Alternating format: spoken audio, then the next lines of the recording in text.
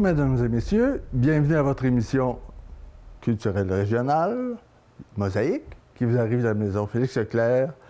Comme à notre belle habitude, aujourd'hui, on a le grand bonheur de recevoir Daniel Constantino, le directeur artistique et chef d'orchestre de l'orchestre Galiléo. Bienvenue, Daniel. Comment vas-tu? Ça va bien? Oui.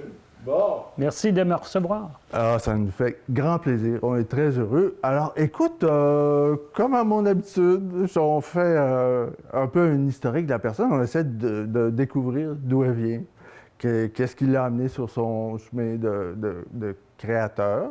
C'est pas tout le temps des créateurs qu'on soit, mais toi, tu l'es. Alors, raconte-nous ça. D'où viens-tu, puis qu'est-ce qui t'a amené à l'orchestration, à la création de musique, puis à la direction d'orchestre? Ce qui m'a amené à la création, disons, puisqu'on parle de Galiléo, j'imagine, en partie, c'est d'abord, première chose, le fait que disons que j'ai enseigné au Collège de Valleyfield de 2000 à 2013 la musique au sein du département d'arts et lettres. Et partant de là, je me suis effectivement intégré à la région, j'ai connu les gens du territoire et j'ai décidé, de pair avec les gens de Valleyspec, de fonder un orchestre à Valleyfield à partir de 2006, on a lancé le projet et ça s'est concrétisé en 2010 lorsqu'on a reçu la subvention de la CRE du Haut-Saint-Laurent à l'époque, comme ça s'appelait. C'est ce qui a présidé la fondation de Galiléo, l'orchestre dont on parle. Mais si vous voulez savoir plus spécifiquement ce qui m'a conduit à la musique. Oui, on va faire tout ça, mais tout à coup, il y a une question qui vient. Comment ça se fait qu'avec Valleyspec, Valleyspec est un partenaire dans cette affaire-là, quoi? Tout le monde dans ce groupe de gens-là s'interrogeait sur le patrimoine culturel, sur qu'est-ce qui se passait dans la région. Pourquoi Valleyspec? D'une part, parce que je côtoyais Jean-Pierre Leduc, moi, à l'époque, lorsque j'enseignais au collège. Ouais. Donc, d'abord et avant tout. Jean-Pierre Leduc, qui est le directeur de cet organisme-là? C'est-à-dire, oui, à l'époque, il était directeur. Maintenant, c'est Claude-Éric Provost. Alors, donc, à l'époque, il était directeur de Valleyspec et il enseignait le théâtre. Et moi, j'ai rencontré cette personne-là et c'est lui qui finalement a été membre du jury lorsque le collège m'a engagé. Donc, on avait une relation professionnelle à partir d'enseignement, tous les deux à titre d'enseignant. Et puis, par la suite, moi, voyant que Valleyfield avait été un pôle de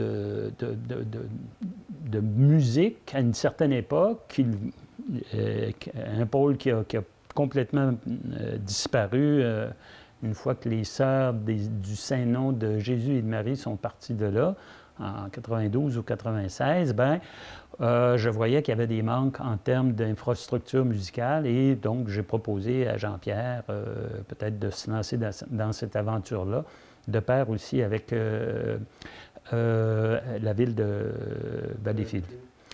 Et donc, on a tout simplement on a poussé le projet, puis d'étape en étape, à partir de 2006, puis par la suite 2008 et 2009, 2010, le projet a accédé à des niveaux un peu plus importants, à la CRE notamment, et c'est à partir de là que ça a fonctionné. Et de 2000 à 2005, l'orchestre a fonctionné à partir de sa base de Valleyfield. Et en 2005, voyant que, tout simplement, la Ville a décidé de retirer ses subventions pour des raisons qui lui appartenaient. Il y avait une redistribution des revenus qui était en cours de la part du gouvernement du Québec. Donc, nous, on a été frappés de plein... L'orchestre a été frappé de plein fouet par cette espèce de redistribution des produits. Donc, on a décidé de laisser tomber un petit peu la Valleyfield pour venir nous installer en Vaudreuil-Soulanges, à Vaudreuil-Dorion. Alors là, on a été accueillis à bras grands ouverts par notamment le curé Normand Bergeron. Oui, oui, qui est un est... musicien, puis vraiment ouais. un amateur de musique. C'est ça. Alors donc, il nous a fourni l'adresse de notre résidence sociale, un local et tout et tout.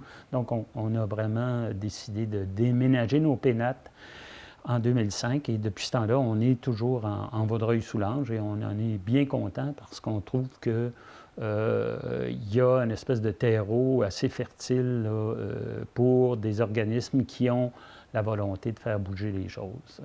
Puis pour l'art et la culture. Oui, tout à fait. Il y a des politiques culturelles importantes oui. Dans la région puis à la ville de Vaudreuil-Dorion. OK, je ne sais pas si ça soulève beaucoup de questions, tout ce que tu dis là, mais bon, revenons un petit peu à ton histoire à toi. Qu'est-ce qui... bon, est-ce que tu es originaire de la région ou est-ce que tu es... Un pur inconnu, un pur non, un importé comme moi d'ailleurs. Un importé, depuis non. 20 ans, mais quand même. Je suis pas originaire de la région, mais mon grand-père venait de Rigaud. Alors, tu as eu des racines. Oui, oui, tout à fait. Puis j'ai du côté de mon paternel, il y a des gens qui viennent de Saint-Rémy à Beauharnois-Salaberry. Donc, je ne suis pas totalement un étrange, entre guillemets. Oui. Alors, mais je suis natif de Montréal. J'ai fait mes études à Montréal. J'ai commencé la musique à l'école secondaire Saint-Luc, qui est une espèce d'école là, qui s'est spécialisée en musique à l'époque. J'ai commencé à 12 ans. J'ai abouti finalement au conservatoire à 19 ans et je suis sorti de là une dizaine d'années plus tard pour aller faire un stage à l'Orchestre symphonique de Montréal puis à la SMCQ, à la Société de musique contemporaine du Québec. Et puis, de fil en aiguille, j'ai eu une carrière de compositeur par la suite et puis d'enseignant à Valleyfield. Et là,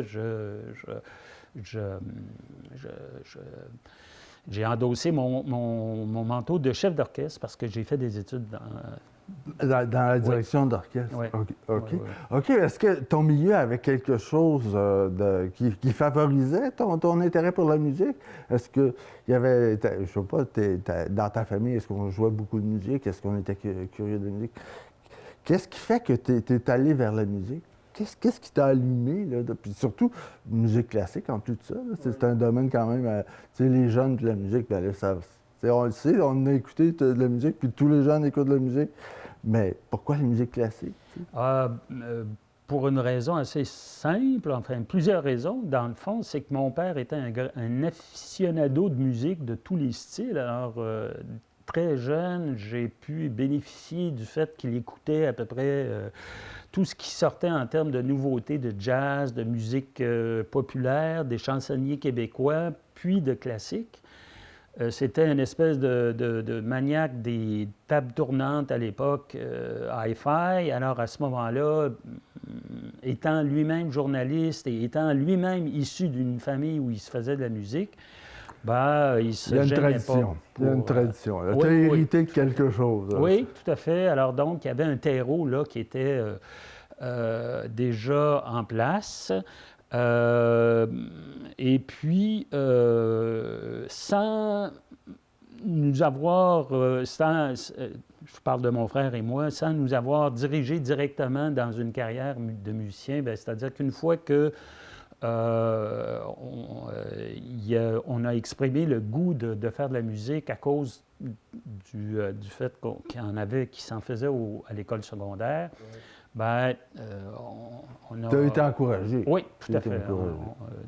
Nos parents nous ont encouragés. C'était normal là, de penser dans ces termes-là, puis il n'y avait pas d'objection économique ou des trucs. Parce que, tu sais, souvent, quand les jeunes manifestent un intérêt pour les carrières artistiques, la famille, mais je suis certain que tu vas aller dans cette direction-là. Tu sais, c'est pas le Pérou.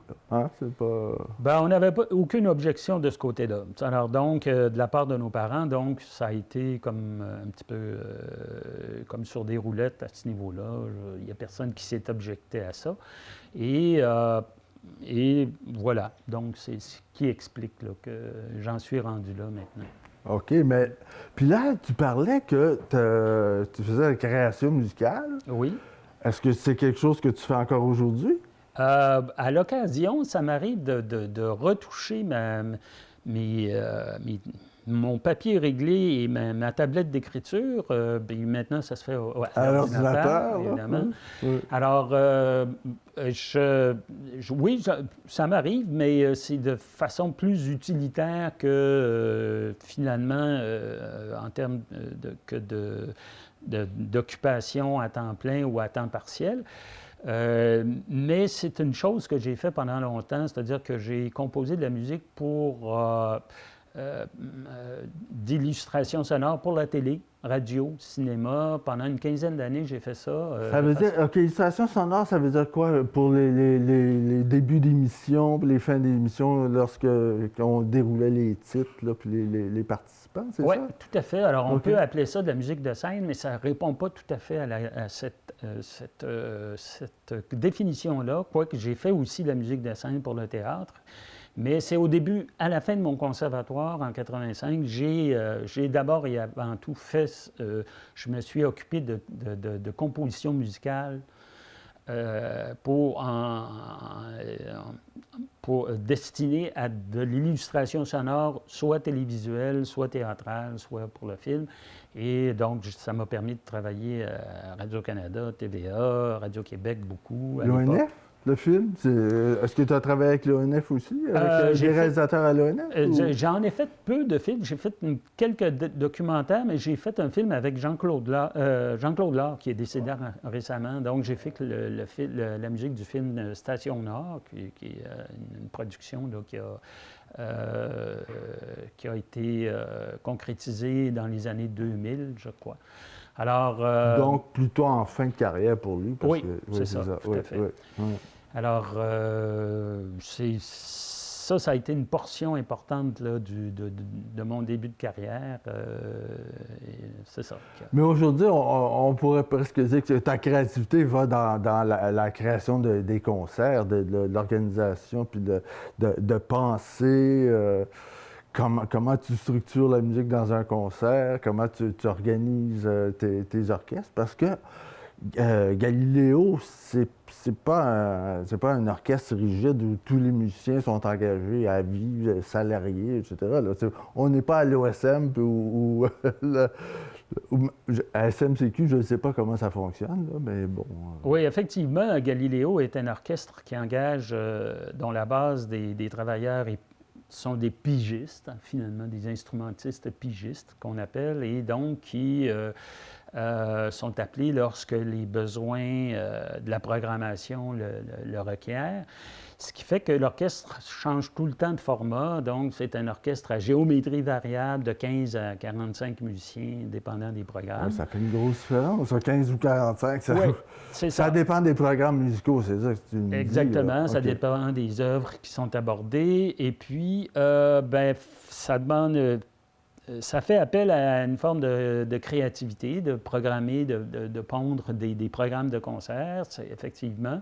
Et puisque je me trouve à être le fondateur de l'orchestre, je me frotte aussi à tout le côté de la gestion et de l'administration de l'orchestre. Et là aussi, ça demande beaucoup de créativité pour aller chercher notamment les fonds pour faire fonctionner cette chose. Ouais, Parce que c'est comme toute entreprise qui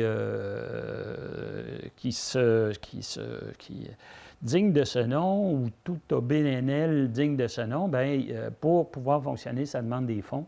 Et ça, le financement, c'est une portion importante là, de nos activités, puisque si on veut faire des concerts, il nous faut de l'argent pour faire des concerts. Alors, il faut savoir manier toutes sortes de choses, et ça demande lorsqu'on n'a pas de fonds, il faut les faire souvent de manière bénévole. Il faut les créer. Il faut les créer. Et ça demande beaucoup d'imagination et pas d'expertise, mais de compétences pour pouvoir aller chercher ces fonds-là, convaincre les gens qu'on a une raison d'être, qu'on est bon, qu'on est... ça prend des talents de gestionnaire. Là. C'est parce que là tu pars d'une carrière de musicien, puis tu deviens gestionnaire d'un organisme. C'est tout un autre univers. Là encore, As-tu trouvé de l'aide autour de toi pour faire ça ou c'est ton intelligence, ta capacité d'intégrer des nouvelles données qui t'ont permis de devenir un gestionnaire? Parce qu'il y a bien des artistes qui ont des problèmes avec cette part-là Oui. de la vie artistique. Ben, c'est-à-dire qu'étant quelqu'un qui a tendance à faire les choses lorsque j'entreprends quelque chose, j'aime bien l'entreprendre de manière euh, ouais. Ben, je suis allé je me suis inscrit au cours de gestion d'organismes artistiques d'HEC Montréal et je suis allé chercher une maîtrise à temps partiel là, en gestion en management d'organismes artistiques à HEC. Avant et même concomitamment à la période de fondation d'orchestre, j'ai fait ça. Ce qui fait que ça m'a donné les outils nécessaires pour m'embarquer dans une chaloupe plutôt importante à manier et à diriger. Alors, c'est certain que ce cours-là et le fait que je m'intéresse à ces aspects-là aussi m'a donné une longueur d'avance. L'autre chose qui m'a aidé dans la mise sur pied de l'orchestre, c'est le fait que j'ai fait mon cours en journalisme à l'Université de Montréal, que j'ai travaillé au devoir aussi, à titre de pupitrant, mais j'ai fait un jour un cours complet en journalisme, ce qui fait que... OK, explique-moi ça. Là, en quoi le journalisme aide dans ce cas-là? Bien, c'est parce que lorsqu'on parle d'organisme de création ou organisme artistique, on parle beaucoup de communication. Il faut savoir formater la chose, essayer de vendre le produit. Et dans ce sens-là, tous les cours que j'ai faits en journalisme, que ce soit écrit, radio ou même télévision, ben ça m'aide à faire soit les clips de l'orchestre, à faire les communiqués de l'orchestre, etc. Je m'occupe de tout ça, puisqu'il n'y a personne, on n'a pas assez d'argent pour payer quelqu'un pour le faire. T'es l'homme orchestre, quoi. Je suis l'homme, le chef d'orchestre, c'est l'homme orchestre de la chose. Et ça me sert beaucoup là, pour pouvoir, dans un minimum de temps, faire des choses convaincantes pour pouvoir mettre l'orchestre sur la map, pour parler en bon québécois. Alors, OK. Voilà. OK. Donc, l'orchestre, c'est quoi sa spécificité à Galiléo? Qu'est-ce qui définit Galiléo par rapport à un autre orchestre? Bien, Galiléo a une mission unique et est un orchestre unique au Canada dans le sens qu'il s'occupe à interpréter un répertoire qui va à peu près du baroque intermédiaire, c'est-à-dire 1650 jusqu'en 1930, les années folles, sur instruments d'époque. Ça veut dire que on prend le temps et on se donne comme mission d'interpréter tout ce répertoire-là, qui fait à peu près 400 ans, là, c'est un petit peu moins, sur des instruments qu'on qualifie d'époque, c'est-à-dire qui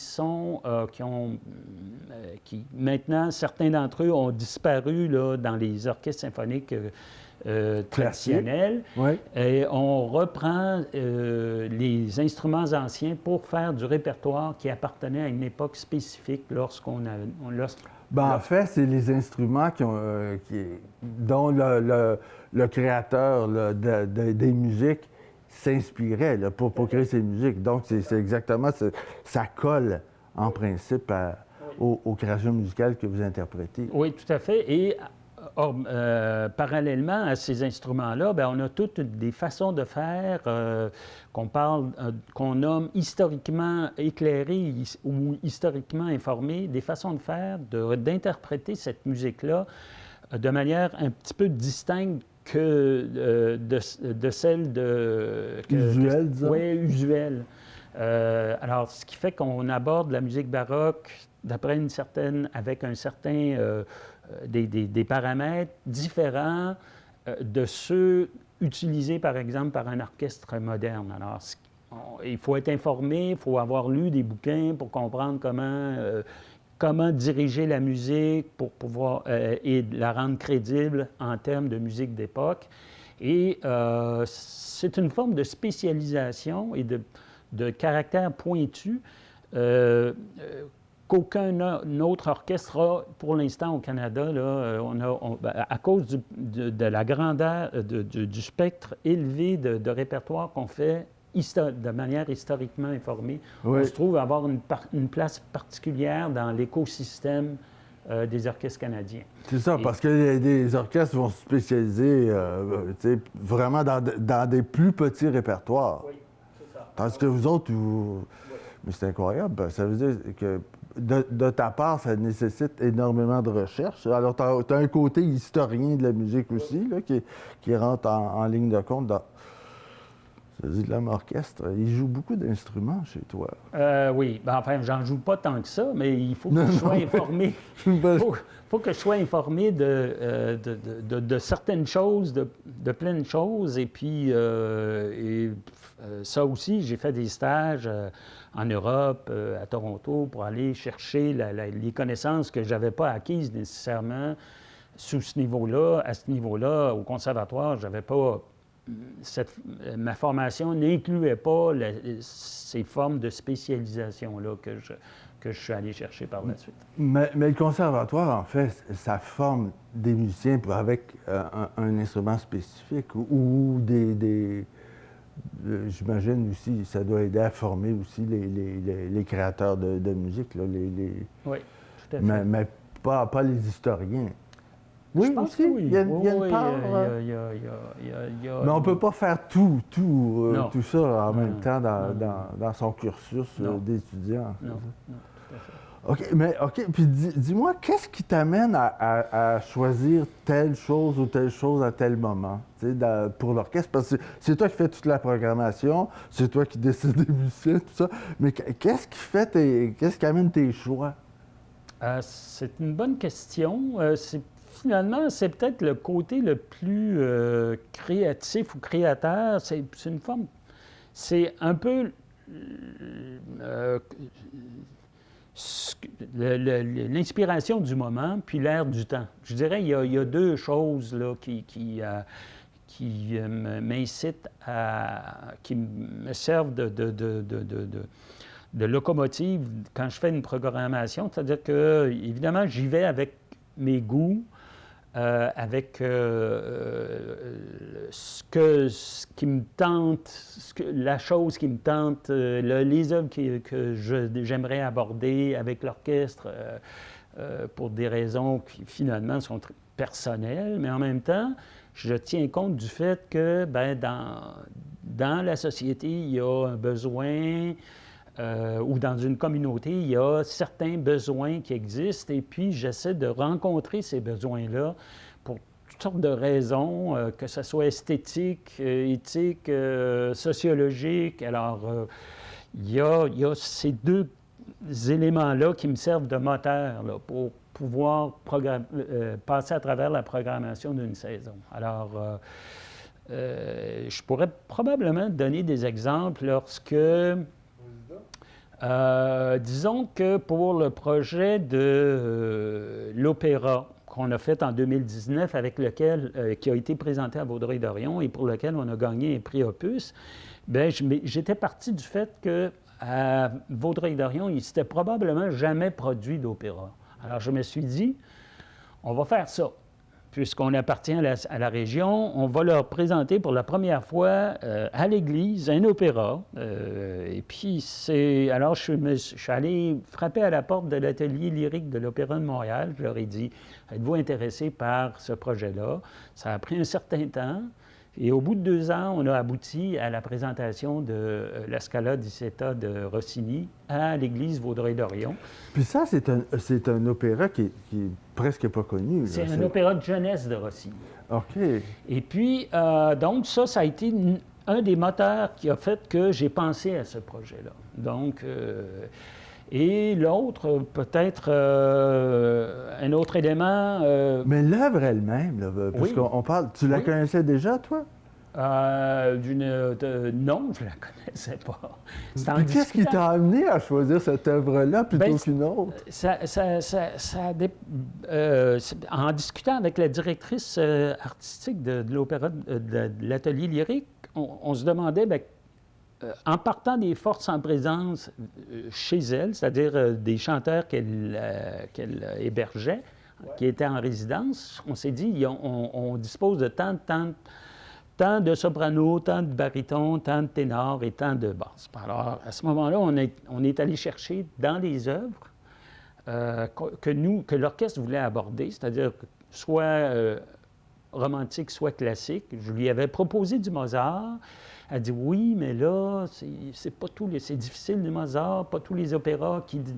Et puis ça correspond. C'est peut-être pas les chanteurs qui sont adéquats pour ce répertoire. C'est ça. Alors là, extraordinaire. Je lui ai dit, pourquoi pas du Rossini. Alors là-dessus, et puis de fil en aiguille, j'ai écouté des opéras d'abord de Mozart, puis après ça de Rossini, pour découvrir qu'il y avait des opéras de jeunesse qui étaient presque jamais faits.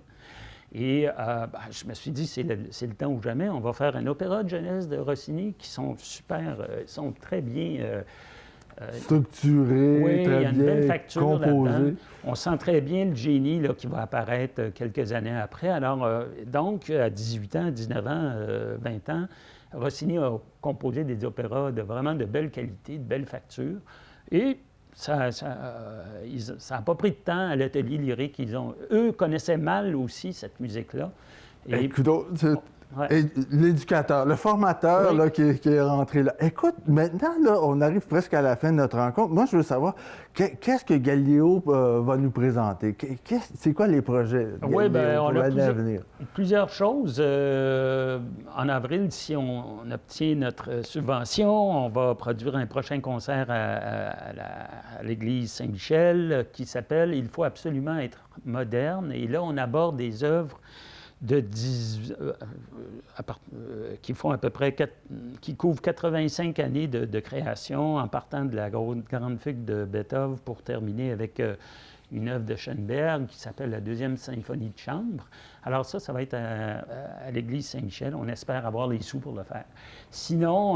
Beethoven, Schoenberg, puis entre les deux, entre les deux, on fait du Wagner et on fait du Webern. Alors donc, ça fait une espèce de... Wow! C'est un beau portrait. C'est un portrait exigeant pour le public, par exemple. Le public n'est pas tellement au fait de ces créateurs-là. Oui, Beethoven, ça c'est certain. Mais quand on arrive à Schoenberg, Webern un petit peu. En tout cas, bon, on est dans un territoire un peu moins connu. Bien, ça fait partie de notre mission aussi, de pouvoir faire connaître aux gens des choses qu'ils connaissent moins, sur instruments d'époque aussi, de manière historiquement informée. Puis, donc, voilà, on est fidèle à notre mission de formation. C'est merveilleux. Hey, Daniel, c'était une rencontre formidable. Je te remercie. On est déjà au terme de... en tout cas, mesdames et messieurs, je vous invite à aller voir le concert de Galileo. Je pense que ça va être l'occasion de merveilleuses découvertes pour tout le monde. On va ouvrir nos esprits à des choses qui sont là depuis un moment, mais pour lesquelles on est plus ou moins présent. Là, ça va être l'occasion. Alors, je vous remercie beaucoup. Merci beaucoup, Daniel, d'avoir été avec nous puis de nous avoir ouvert l'esprit de la sorte. Alors, mesdames et messieurs, je vous invite à nous revenir la semaine prochaine pour une nouvelle émission de Mosaïque. Merci à vous. À très bientôt. Au revoir. C'est cool, hein?